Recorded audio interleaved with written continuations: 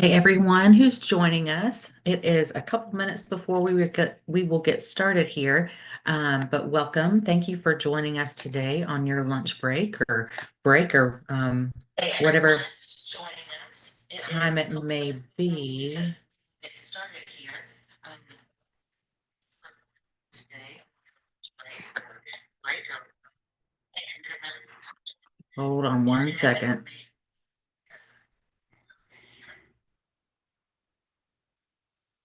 There we go. Sorry, the live stream was open in another tab and y'all heard my echo, but we are live streaming on YouTube. If you want to share that, or definitely if you want to go back and rewatch this later, if you're not able to stay the whole time, that is completely okay. But welcome. I am going to give us a couple minutes for everybody to hop in here, and then we will get started in just a second.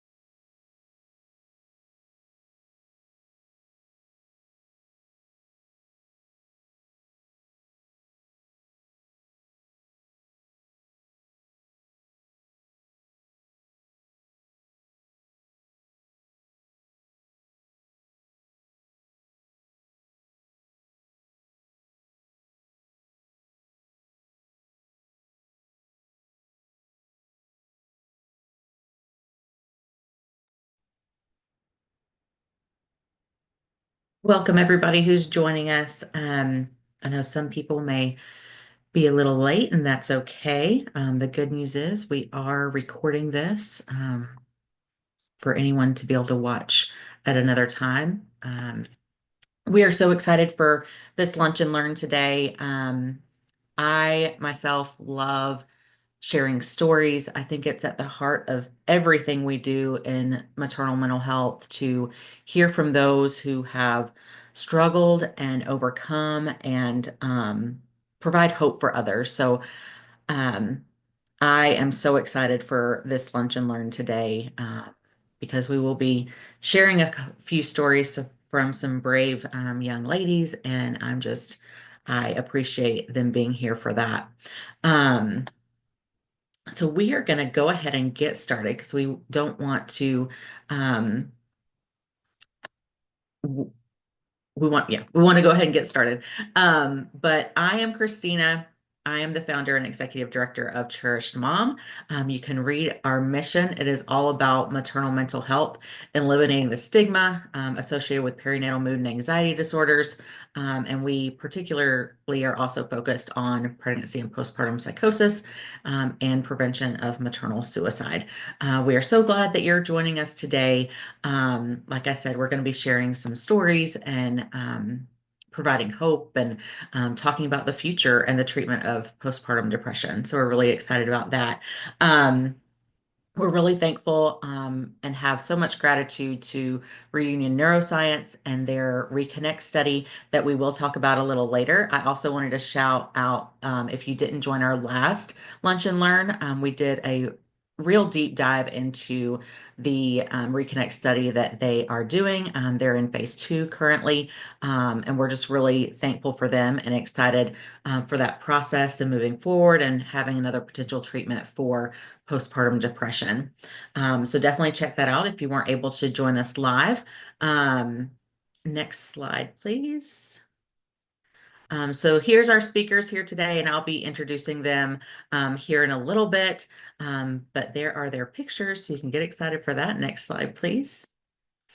So today we're going to be raising awareness about postpartum depression, destigmatizing, and introducing and discussing the Reconnect study, a groundbreaking research initiative exploring innovative treatments for postpartum depression. Um, we're going to be talking about the underlying challenges of postpartum depression and treating postpartum depression, and discussing hope for a new FDA-approved treatment option. So that is what we're doing today. Next slide, please. This is just an overview of postpartum depression in case you're not familiar with it.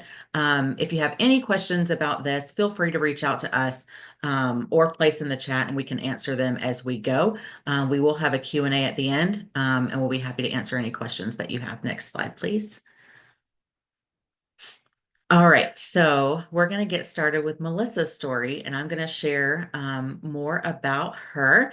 Melissa Lavasani is the founder and chief executive officer of Psychedelic Medicine Coalition, a Washington, D.C. based nonpartisan nonprofit organization dedicated to advancing public policy on the research and implementation of psychedelic medicine treatments for healthcare in the United States through federal and state advocacy. Prior to that, Melissa proposed Initiative 81, the Entheogenetic Plant and Fungus Policy Act of 2020, the largest ballot initiative win in Washington, D.C.'s history with 76% approval. Inspired by her own experience as a professional working mother using psychedelic medicines to overcome severe postpartum depression when the healthcare system failed her, Melissa is one of the leading voices for policy, politics, and advocacy in the psychedelic space. Melissa has a bachelor's degree in economics from Macalester College, a master's degree in management from the University of Denver, and a master's in public policy from George Mason University. Born in Washington, D.C. to Iranian immigrants, Melissa currently lives in Northeast D.C. with her husband Daniel, daughter Lola, who is 10, son Ramsey, who is 7, and their 2 rescue dogs. Thank you so much for joining us today, Melissa, and I'll let you have the floor. Thank you, Christina. Yeah, so that was a pretty good synopsis of who I am. I've been working in DC for 20 years in various roles in and around government, and I've had really like the kind of dream career, dream life that I always imagined as a kid. Next slide, please. In 2014, we did our order, usually people get married first and then have kids, but we had our daughter Lola in 2014 first, and that kind of thrust me into motherhood. I learned a lot from my first child, as any mom would say. That was a complete like deep dive into motherhood and trying to balance my career, my marriage, and all that. But postpartum really wasn't a topic that we discussed. I definitely experienced baby blues after I gave birth to Lola, but it really wasn't until 2017 where my real experience with postpartum depression came to a head. I actually had depression during pregnancy. I had a really difficult, painful pregnancy, and it was at that time when my doctor started having the discussion with me about antidepressants. And you know, Antidepressants are wonderful drugs that have saved so many people's lives, but that was not a road that I wanted to go down. I've had a couple friends take their lives on antidepressants, and there was no way for me to predict that they would have worked for me, and I would have been able to get off of them. I know that that's always a challenge with so many people is getting off antidepressants. And I unfortunately have a couple friends that, I got on them for a specific reason, had immediate relief from their symptoms at some point, and then, are still on them 10 to 20 years later. So that situation always kind of lingered in my mind. So after I gave birth, I felt amazing for a couple weeks, but couple weeks afterwards, I think the hormone crash happened, and it was just a deep, deep depression, deep despair. I was having conversations with my doctors. They were insistent that I get on antidepressants and continue talk therapy. And I agreed to continue talk therapy. I was doing cognitive behavior therapy at the time. And if you know anything about different therapy styles, CBT is pretty intense and requires real active participation by the person that's doing it. And at that point in time, I was balancing 2 kids, postpartum, my marriage kind of crumbling in front of my eyes because of my postpartum depression, my career really faltering, and just seeing my life fall apart. So honestly, engaging with cognitive behavior therapy was really, really difficult to me. It made me feel even more incompetent, and I disengaged from that completely. Next slide, please. I put these photos up for a very specific reason.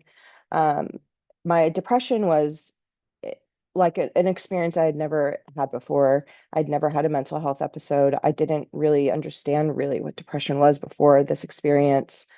But I knew it was bad. At Ramsey's first birthday, which is that picture at the top left, um, I actually forgot it was his birthday that day. And I didn't realize it was his birthday until our nanny walked in the house and, with balloons and a little cake. And, um, obviously she was aware that I was going through it really badly. And, she was happy to fill in to do the things that normally mothers do. But the moment she walked in the door, I realized I was like, oh my God, I forgot my child's first birthday. Like, how does a mother, a good mother, forget that? And it really wasn't. I look back at that time and I know now it wasn't me being a good or a bad mom. It was just depression being so completely overwhelming and taking over my life and me trying to piece everything all together. So, I eventually recovered. I went out and grabbed cupcakes for him and I brought him some cupcakes home and it was totally fine. He stuffed it all over his face, but that was a really sad moment for me when I forgot about his birthday because that was such like a milestone birthday for every child. So, at this time, I was really continuing to struggle. My husband was constantly troubleshooting issues or troubleshooting solutions to this issue, and it was really an all hands on deck effort with, our nanny and then my in-laws coming into town, my parents coming into town, and but I was refusing to go on antidepressants. And I really didn't like the other treatment options that were available to me, which were pretty minimal. And um, things really did spiral out, and I started to contemplate suicide. And we hear all these stories all the time of celebrities taking their own lives, and they'll always show a picture of that celebrity like this was the day before they took their life, and it's a picture of them smiling. And this picture of me and my husband at the bottom right was really at the height of my suicidal ideation. If you look at this picture, you look like, oh, it's a happy couple, having a night out, but really I wanted to die in this picture. And I think that is that kind of I I relate to that situation so much because um I had to keep it all together for everyone around me, and it was so difficult. I felt a lot of shame, and I couldn't really talk about this experience I was going through because I was constantly comparing myself to, everyone else that was kind of going through the same thing in their life and having children and growing their family. But that picture, which really looks like a happy picture, actually makes me really sad because I knew deep down I was feeling so much pain, and I I really couldn't, I really didn't know how I was going to get out of this without taking my life. Um, at kind of right after this moment that this picture was taken, I had a friend who uh, introduced me to a podcast talking about psilocybin mushrooms. And I had never taken mushrooms before. I had no idea what they were about. I assumed that they were like party drugs for people that wanted to escape reality. So, I mean, I had all those thoughts in my mind about people that took these kind of drugs, and I didn't really realize the therapeutic potential until this podcast that was talking about all the research that was going on. I was working for government at the time. My husband was working for government as well, and um, he was like, I grew mushrooms in college one time. Like, I can, like, we can figure this out. Like, this what we were hearing on that podcast was so incredibly promising about it having potential to cure depression, anxiety, um, PTSD, these class of drugs that have been completely deemed as by the government as the most illegal and most dangerous drugs that you could take, suddenly have this therapeutic potential. And I really dug into kind of the history of why, and I learned that in the 50s and 60s there was a lot of research happening with addiction and mental health issues with psychedelics. And, there was a very political decision to quiet the anti-war movement to create these drugs and classify them as the most dangerous. And it really wasn't based in science. And that's a really important fact to realize in this process that these are deemed the most dangerous drugs because for political reasons, and it wasn't uh, in conference with the science, what the science was saying.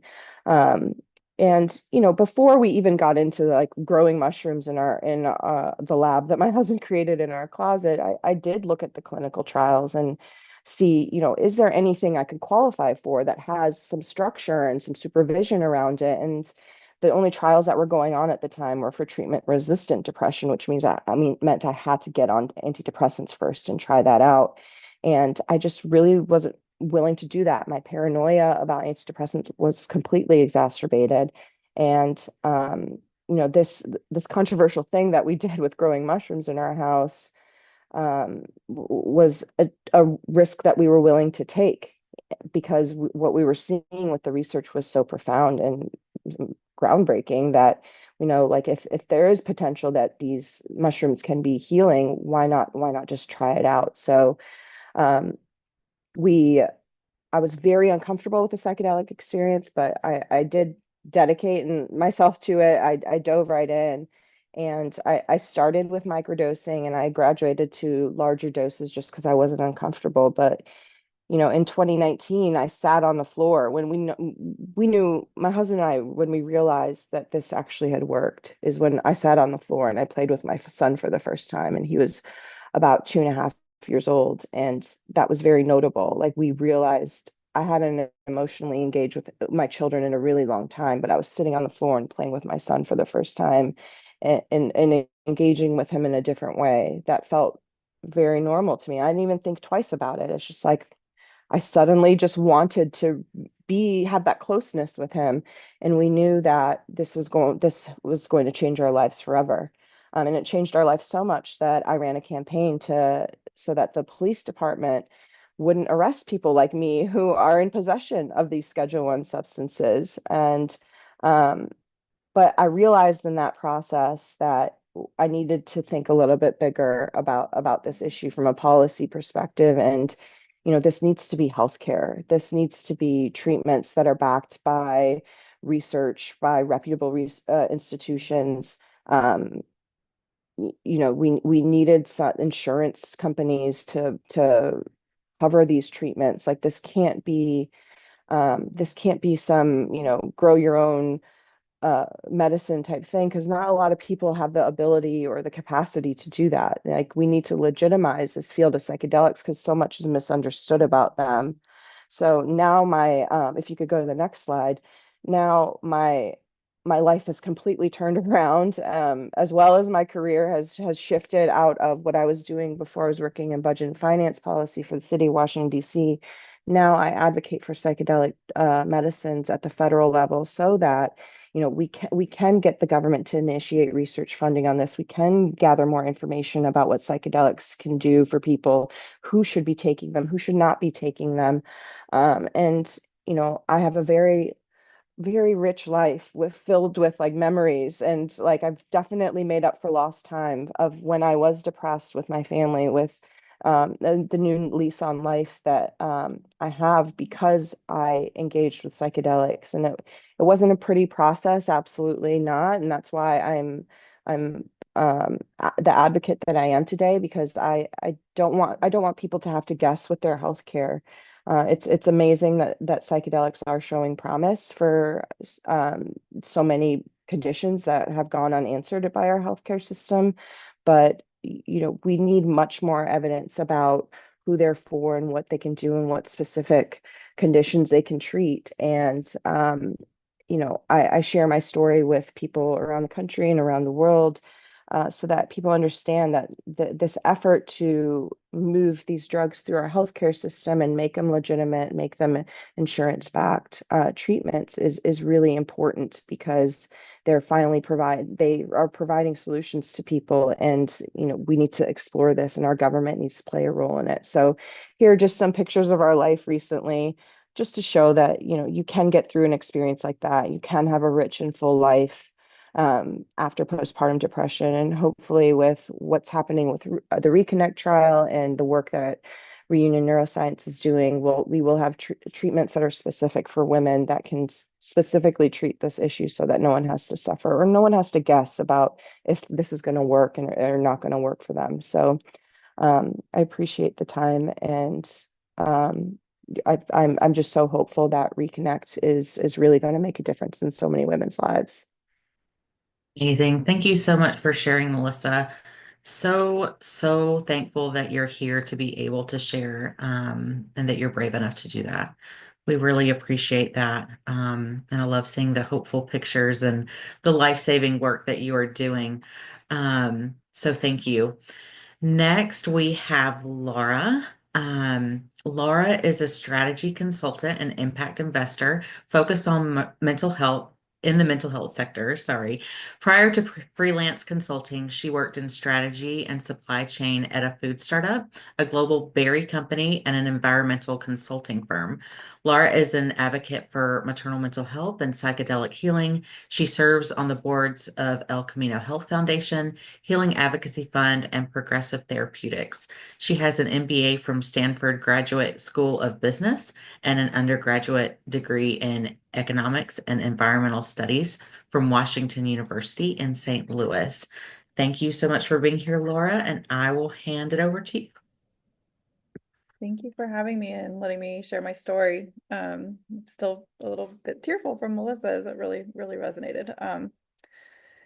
I grew up in the Bay Area, California, where I still live, and married my high school sweetheart. You can see us here in this photo. Growing up, depression ran in my family, but it wasn't really talked about. So when I became pregnant with my first son, I knew there was a higher chance I would experience postpartum depression, but at the time I didn't really know what that meant. Next slide, please. So 10 years ago, I gave birth at Stanford Hospital. It was a very long and complicated labor and delivery. My son was born with a dangerously low APGAR score and was taken from me immediately after birth to be resuscitated. What I was imagining would be a sweet time together for our new little family, bonding at home and enjoying each other's company, ended up being the opposite. My son had to be readmitted to the hospital, and we spent every day of his first week at the doctor's office. After just 5 days of paternity leave, my husband went back to working extremely long hours at his job, which was an hour away in San Francisco. And I was stuck at home with a screaming baby that never seemed to sleep. I desperately wanted to breastfeed, but it didn't work for us no matter how hard I tried. And I couldn't really tell if we were bonding or connecting. I kind of felt like the baby felt like a stranger to me. But despite how badly I was feeling, I pretended to be fine, posting adorable baby pictures on Facebook, like the ones that you see in these photos, and just acting like everything was fine. But inside, I felt like I was drowning.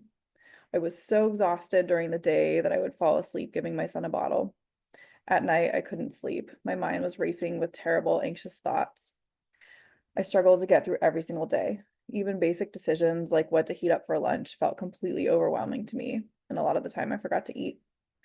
I felt lost in my new identity as a mom. I had always considered myself to be a high achiever academically and in my career, but I couldn't get my baby to breastfeed. I couldn't get my baby to take a good nap. I felt like a total failure. A few months passed and my maternity leave was ending, and I was a complete mess from the lack of sleep and the hormones, and I didn't see how I could possibly go back to work. I didn't know how to explain it to my boss, so I quit, saying that I wanted to be home with the baby. But that was far from the truth. In fact, I would have preferred to be working. I didn't want to be stuck home all day with a fussy, sleepless baby, but I didn't know what else to do. I was resentful of my husband who got to go back to work, and I was just irritable and angry all the time. I felt completely trapped, like a prisoner in my own home. But I didn't know how to talk about it with anyone, not even my partner of 16 years. I felt no joy. I longed for my old life. I worried that I had made a terrible mistake by having the baby. But I hadn't even considered that these might be signs of postpartum depression, because I had thought that postpartum depression was when you wanted to hurt your baby, or you were worried you might drop your baby, or you compulsively checked to make sure the baby was breathing at night. But I didn't do or feel any of those things.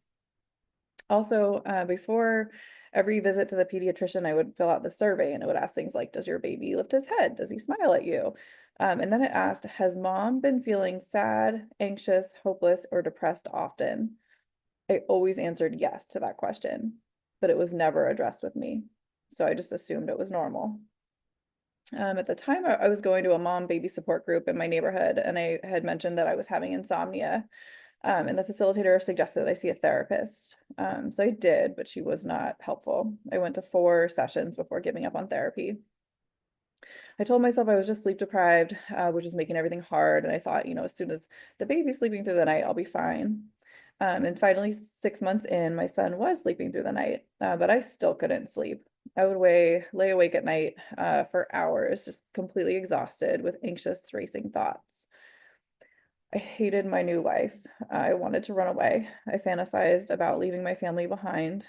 I felt like the baby would be better off without me. It felt like this was my new normal and that things would never get better. I was really scared to be having these thoughts, and I felt completely alone. Just as I was ready to give up, out of pure luck, I met a complete stranger who told me about a program for postpartum depression nearby. I reached out, was screened for the program, and was told I should start right away. And I did. Next slide, please. For 7 weeks, I attended the Moms Intensive Outpatient Program at El Camino Health, a local community hospital, 4 days a week, 3 hours a day. Being in group therapy with other moms going through the same thing that I was made me realize I wasn't alone. For the first time, I was able to open up and process my emotions in a group setting without feeling judged by the other moms. Other moms in the program entered and exited on a rolling basis, so we could see them improving over time and graduating from the program. And that's really what gave me the first sign of hope that I might get better too. In addition to group therapy, we received individual therapy, mindfulness coaching, psychoeducation, cognitive behavior therapy, art therapy, and tools and skills for self-care and stress management. And this is just a picture, one of the art therapy projects that we did while I was in the program. We also met weekly with a psychiatrist. And while I was very resistant, like Melissa, to taking any medications, other than Benadryl for a few nights to help me sleep, it actually took a prescription from the psychiatrist that said spouse to help with the baby on Friday and Saturday nights for me to feel permission to ask my husband for help with the baby at night on the weekends. Before that, asking for help would have made me feel overwhelmed with guilt and shame for not being able to handle it myself. That program ended up being life-saving and I got better. Graduating from the program gave me the courage to get pregnant again, knowing that I had all the tools, skills, and resources I needed if I were to come down with postpartum depression a second time. Thankfully, I didn't, and we now have 2 awesome boys. Next slide, please. Looking back on that time, I feel both gratitude for the amazing care I received, but also sadness that there hadn't been a faster acting treatment available during those precious early days with my son. It wasn't until years later that I learned about psychedelics by reading Michael Pollan's book and had my first experience with psychedelic assisted therapy for depression. It was a complete game changer for me. It was the first time I felt real joy in years. I was able to see things with a new perspective, release resentments, and forgive important people in my life. The negative thought patterns that I used to experience stopped. I wish I had found this kind of treatment sooner. But I'm optimistic that the rapid acting new treatments like RE104, that's part of the Reconnect study, will be life-changing for moms who struggle with postpartum depression. And I'm just really grateful for the work that Reunion Neuroscience is pioneering in the field. So that's my story. Thank you so much for sharing, Laura. I just love that you both are still here and so willing to share such a dark and likely scary time of your lives, and be vulnerable with us here. I just really appreciate that. And just so grateful for both of you. So we're gonna head into a little Q&A here.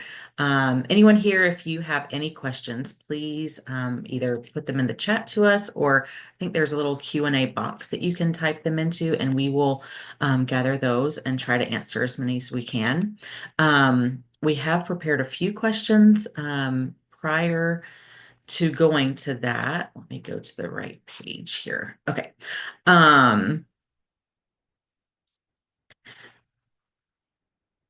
So again, put your questions that you have in the Q&A section or in the chat to us, and we'll get to that. One of the first questions we have here is, if this study, the Reconnect study with Reunion, existed during your experience with postpartum depression, would you have participated in it? And I'll let Melissa answer that. I mean, yeah, like the first thing I did was because it was so uncomfortable trying fathoming like growing a Schedule One substance in our home, being two government employees with two small children at the time. Um, I did search for a clinical trial. You know, I searched for other treatments that were similar to psychedelics. There's really nothing that was similar to psychedelics.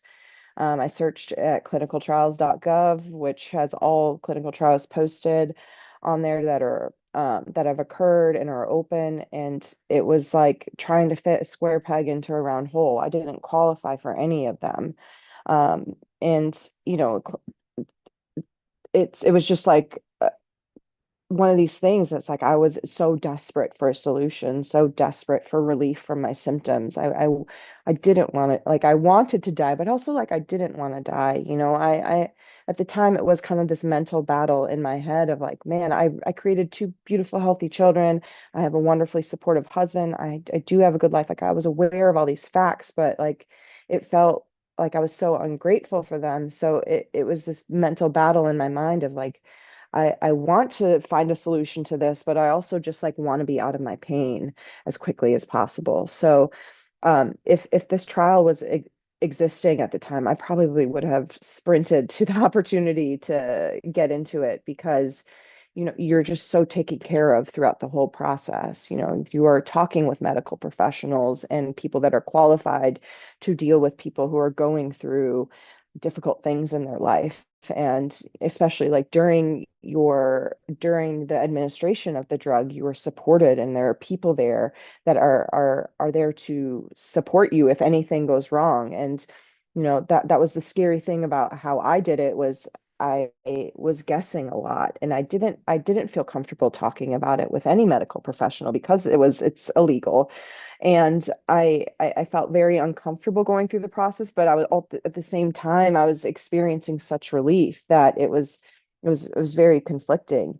So I mean I fully believe that if I had gone through a trial where I was like fully supported and you know had a medical team of people looking after me before, during, and after, my healing process probably would have been much smoother, way more efficient. I would have gotten better a little bit quicker than I did because it was me just trying to piece this whole thing together. And that's the great thing about the potential of psychedelics as healthcare is that you can create protocols that really support the person while they're going through this process. So yeah, I would have jumped on this opportunity if it existed when I was going through my postpartum. Thank you so much for answering that. Laura, what advice would you give to a new parent who is currently struggling? Yeah, I would say you're not alone. It's not your fault.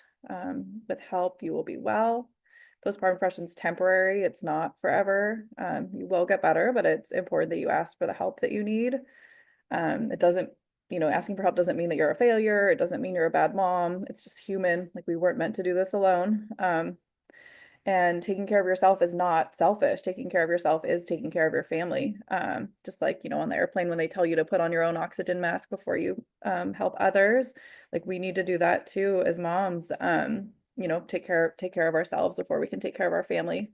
And I think also sometimes like other people don't know what kind of help you need. So asking directly can be really helpful, like saying, I need help with meals, I need help with laundry, I need help with the baby so I can sleep. And also like asking for help to find a therapist that specializes in perinatal mental health can be really helpful. I remember I was just too overwhelmed to even figure all that out. So, having someone help do that was really helpful. There are some really great resources out there. Postpartum Support International has a wonderful website full of great resources. Cherished Moms is an amazing community. Again, if you're feeling too overwhelmed to seek that help, ask a friend or a partner to help find resources for you. But yeah, just most importantly, just remembering that this feeling this way is only temporary. It's not forever. Yeah, all great advice there. Thank you. Um, how would a one-dose treatment provide hope for women currently struggling with postpartum depression?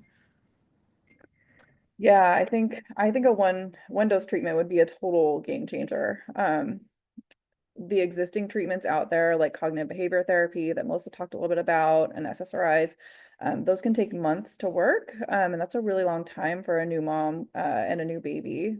There are a couple newer medicines out, like Zurzuvae out there, I think can be taken for 2 weeks, but it requires someone to care for the baby for extended periods of time due to its drowsiness effects, and that can be challenging for the family too. A lot of SSRIs also come with undesirable side effects. Small amounts can pass into the breast milk, and so that can be challenging. But I mean, don't get me wrong, like SSRIs can be a godsend for some moms who are struggling. I have friends who have hugely benefited from SSRIs, but there's also moms out there like me and Melissa who aren't willing to go through the trial and error process of like finding the right one or finding the right combination and the right dosage and enduring all of the negative side effects. So yeah, I think a one dose treatment where mom would feel better, potentially the same day, limited side effects to that day, and then ideally would only have to like pump and dump for a day or two. That would be completely transformative for moms who are suffering. So Yeah, absolutely. I love that there could be another option, which would be fantastic. How would you talk about this with your spouse or support person about participating in a clinical study such as this, Melissa?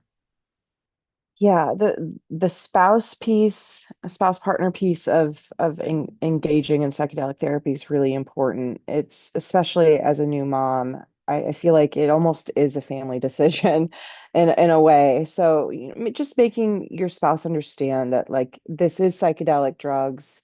There is a long history with psychedelic drugs in this country, but there's also a lot of research that's going on with it. And you're in probably the safest container that you can be in. Like this RE104 is going through the FDA clinical trial process to see if this is the right drug for this indication. And the protocols have been carefully evaluated. You're with professionals that have medical backgrounds, that have gone to medical school and have been trained in this kind of work. So I would just really make it clear to your spouse that this is something you want to try, and this is not about getting high or getting partying. It's like quite the opposite. Doing like really deep healing work with psychedelics can actually be in itself a challenging process because you're being forced to face some of your fears, some of your insecurities, and potential past traumas. So it's not always a fun experience, but once you get through to the other side, you can experience immense healing. Like your whole life can turn around, like Laura and I have talked about. So it is um, it is really important to bring your spouse along with the ride, which can be really hard when you have postpartum depression. I totally acknowledge that it is an extremely isolating condition to go through. But just try to be as open-minded to any hangups that your spouse has about this, and really um, have an open dialogue about this, and talk about why you think this treatment is something that you want to try. And just know that this is not a bait and switch to like get you to party with these drugs. Like this is really serious work, and a lot of these medicines are in clinical trial right now, so that a healthcare system can adopt them as reputable, legitimate treatments. So um, have them on board, keep open lines of communication, and make sure that you're both on the same page with engaging in this kind of therapy is really important. Yeah, really great answers there. And, going through this and getting treatment, it's hard work. And I just wanted to acknowledge that. That's one thing that came up for me as both of you were sharing is how much hard work goes into recovery and getting through such a difficult and dark time.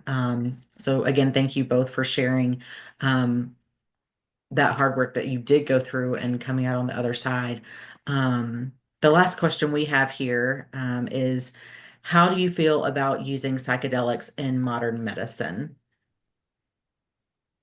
I mean, I think that psychedelics can potentially transform how we treat so many things, especially for mental health. The available options don't have, the highest efficacy. I think antidepressants, the breakdown is about it's effective for 30% of people. That leaves 70% of people that have minimal to no effect from antidepressants. So it's thankful to folks with researchers within the psychedelic ecosystem that have kind of revitalized this research, because after the Controlled Substances Act was passed in 1970, all the research on psychedelics got cut off, and it was really a few scientists at Johns Hopkins University that initiated the revitalization of this research because I think it's very timely. We have gone so many years without the FDA really evaluating any new treatments for things like depression and anxiety and PTSD. And now um, there's hope that there are new treatments that are hopefully be coming on board that are extremely effective, that have 80%, 70% success rates with patient populations. So I think this is really the new frontier in medicine, and we just have to be sure that we are women, us women, and our issues that we deal with are represented in this movement. And that's why I'm so grateful to Reunion Neuroscience for taking on an issue like postpartum. It's not easy to tackle something like this, and that's probably why no other companies have really been creatively pursuing treatments for PPD, because it's a very difficult time in a woman's life. So um, I think that with time and with the FDA's evaluation of these drugs, like, we're hopefully entering into a new phase of healthcare where there are treatments that are extremely effective and are a part of our healthcare as any other normal treatment would be. Thank you so much for sharing that. And that is the last question we had. Again, if you all have any questions, please put them in the Q&A or in the chat. We would be happy to help answer those. We are going to wrap up here. We like to keep these around 30 to 40 minutes to not take up your entire lunch hour, but we're so grateful that you all were here with us today. I want to go through quickly the Reconnect study. If you have more questions or want more information, I definitely want to redirect you to our lunch and learn that we did a couple months ago. It was all about the Reconnect study and what happens and how you can get more information. So definitely take a look at that. If you can't find it, please let us know. We'll be happy to send you a link. It's on our YouTube channel. But the Reconnect study is what we've been talking about kind of throughout this whole lunch and learn hour here. It's a new investigative trial for postpartum depression. And we're so grateful for Reunion Neuroscience for tackling the task, just as Melissa stated, of having another option for postpartum depression treatment. You can see the eligibility criteria here, and they do offer in reimbursements for travel and things like that for taking a part of the study. So please be aware of that. And if you know a mother who may be eligible between 18 and 45, given birth within the last 15 months, diagnosed or showing symptoms, please pass on this information as it could be an option for them. You never know unless you provide the information and they can read about it and decide for themselves what would be best. Next slide, please, Amanda. Here you can see all the clinical trial sites across the United States that are available. Looks like a pretty wide range from east to west, which is really great. Next slide, please. And you can read more information about the RE104 here. Again, I am definitely going to point you back to our lunch and learn we did a couple months ago for a really deep dive into more information. You can also read it here. And I'm going to go ahead to the next slide. Because I definitely wanted to spend some time here. Here's a QR code where you can go straight to more information, and you can feel free to send this to um, a mom who may be eligible, and let them decide. We're always kind of deciding for people if we're not sharing the information. So be sure to share the QR code or go to the QR code and share the link directly. That works too. But like I said, if you know a mom who may be struggling that's given birth in the last 15 months, likely they may be eligible. So pass on that information as they could be a participant in the study. And again, we are so grateful for all of you joining us today. This will be available on our YouTube channel here very shortly. We have been live streaming on YouTube the entire time, so it'll be hopefully be ready soon. And if you have any questions, please don't hesitate to reach out, and we will have another Lunch and Learn here in a few months, I'm sure. And I also wanted to shout out our next awareness initiative in May. Our postpartum psychosis awareness day is, gosh, I should know the date on the top of my heart, but it's the first Friday of May, May 2nd this year. So be sure to stay tuned for that and get involved there. Again, thank you so much for joining us, and I hope you all have a wonderful day.